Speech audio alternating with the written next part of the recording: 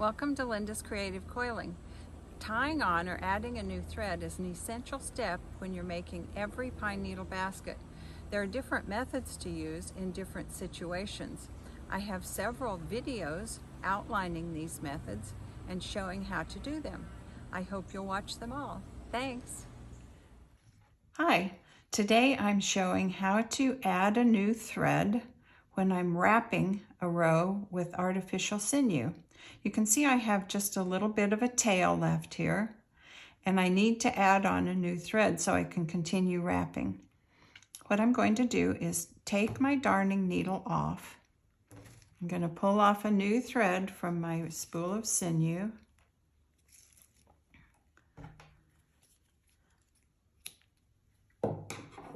And thread my needle with the new thread. I flatten it all out with my thumb. Then I can hold that little end right between my thumb and index finger and needle the thread. I put the eye of the darning needle right down over the thread. Oop, I missed. Try that again.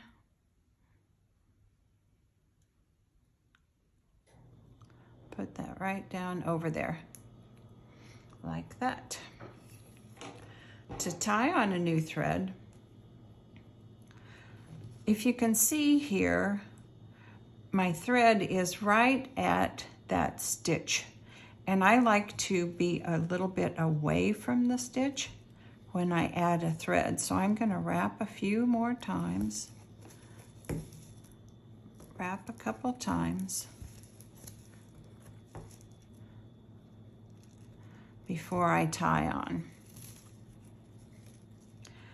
I need to add a pine needle.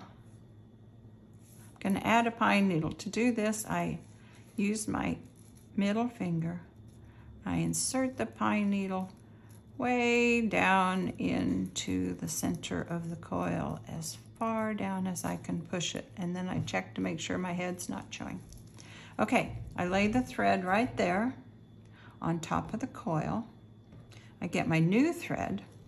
And lay it right next to the old thread and hold both with my thumb. I'm wrapping over the top.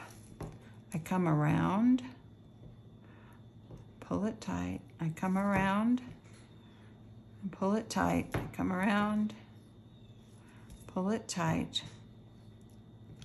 Now I can use my gauge and I can push those very, very tight together. I'm going to wrap a couple more times. Sinew is a flat thread. It's a little different than when you're using a round thread like waxed linen. And when you're wrapping, you want to overlap a little bit, so you get a very dense, tight wrap. I'm going to push that together again. Now I can trim off these ends, trim them off. I can keep wrapping so that I cover those little tails. I need to keep flattening out with my thumb. Flatten and wrap, flatten and wrap, flatten and wrap.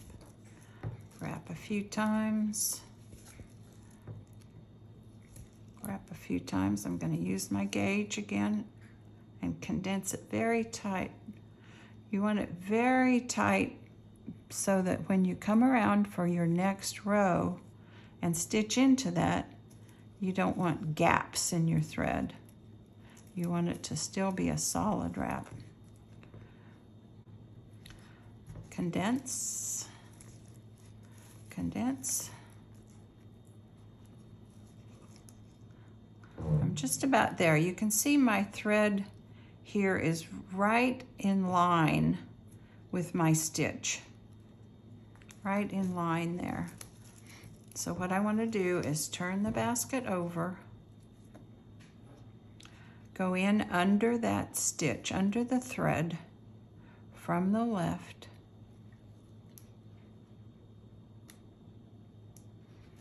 come out on the front, from the right, and I'm being careful to only go under the thread.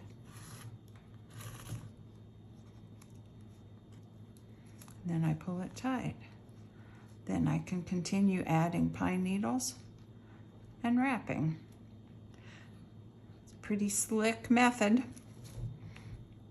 Hope you enjoyed that, and come back and see me soon. Thanks.